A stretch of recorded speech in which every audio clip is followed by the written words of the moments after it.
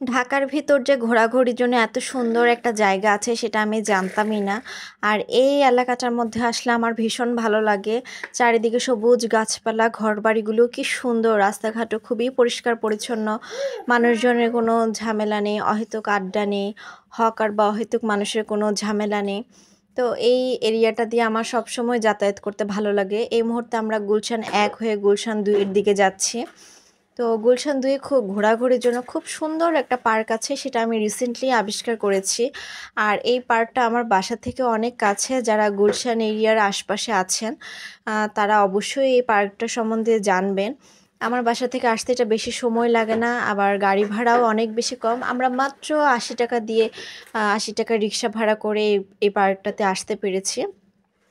তো যারা গুলশানের আশপাশে এলাকাগুলোতে থাকেন তারা হয়তো প্রায় আসেন এই পার্কটাতে। কিন্তু আমি আসলে এই পার্কটা সম্বন্ধে যে জানছি এটা বেশি দিন না, ৭-৮ মাস হবে। এর আগে আমি আসলে জানতাম না যে আমার বাসার কাছেই এত সুন্দর একটা পার্ক আছে। আর এই যে দেখেন আমি চলে এসেছি। নিশ্চয়ই অনেকেই চিনেছেন। এটা কিন্তু বিচারপতি শাহাবুদ্দিন পার্ক নামে পরিচিত। আমি আজকে আমার ফ্রেন্ডকে নিয়ে এসেছি আর আমাদের বাচ্চাদেরকে নিয়ে এসেছি। বাচ্চাদের তো আসলে একটু ঘোরাঘুরির জন্য টাইম লাগে, একটা সুন্দর জায়গা লাগে। তো ঘর থেকে বের হয়ে ওরকম কোনো জায়গা আমরা পাই না ঘোরাঘুরির জন্য। ঢাকা এরিয়াটায় না আসলে যে মানে রাস্তাঘাটগুলো ভালো লাগে না বাচ্চাদের জন্য। মানে সেরকম ঠিক না রাস্তাগুলো। ময়লা থাকে, তারপর হচ্ছে রাস্তার কন্ডিশন ভালো থাকে না। তো এই এই এরিয়াটা আমার কাছে খুব ভাল লাগে। একদম ১৫ থেকে ২০ মিনিট সময় লেগেছে আমাদের এখানে আসতে। দেখেন কি সুন্দর! আর চারিদিকে কি সুন্দর গাছপালা। এরিয়াটা দেখতে পাচ্ছেন নিশ্চয়ই আপনারা। আ এদিকে দেখেন মানুষজন কিন্তু এখানে হাঁটাহাঁটির জন্য আসে, টাইম পাস করতে আসে। কেউ জাস্ট একটু বসে থাকে, গল্প করে। মানে এত জনবহুল আর জ্যামের শহরে যে এত সুন্দর একটা নিরিবিলি জায়গা আছে, এটার সন্ধান আমি কেন আগে পেলাম না। আর এই যে দেখেন কি কিউট ২ টা বিড়াল, ওরাও ঘুরতে চলে এসেছে এখানে। বউটা মনে হয় রাগ করছে জামাইয়ের সাথে, জামাইটা কিন্তু একটু দূরে বসে আছে আর বউয়ের মুড বুঝার চেষ্টা করতেছে। এই পার্কটাতে কিন্তু আপনি শুধু প্রেমিক প্রেমিকা বা কাপল দেখবেন না, একেকজন দেখবেন যে একেকটা কাজে আসছে। এই যে দেখেন কি সুন্দর এখানে একটা ফটোশ্যুট হচ্ছে। তো ওরা মনে হয় বিবাহিত দম্পতি বা ফটোশ্যুটের জন্য কোনো পেজের জন্য বা যেকোনো কিছুর জন্য হয়তো ফটোশ্যুট করছে।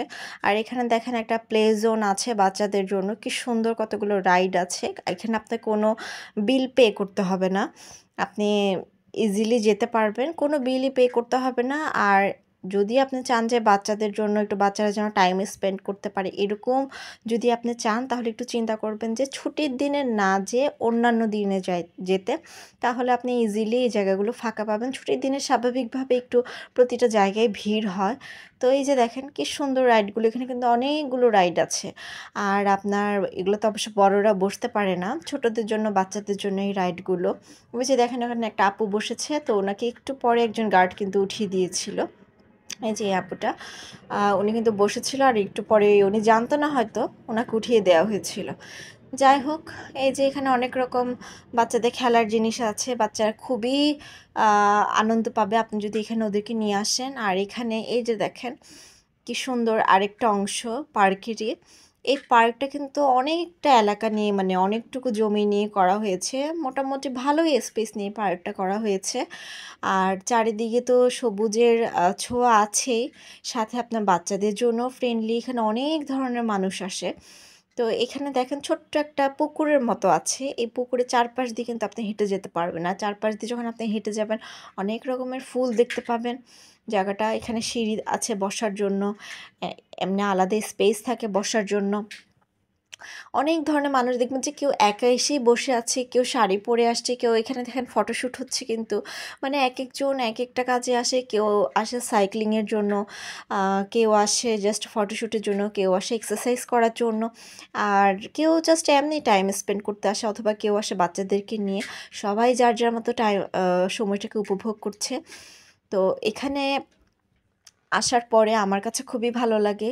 আর এই পুকুরটার কাছে যখন আসি একটা ফ্রেশ ফিল হয় আমার কাছে।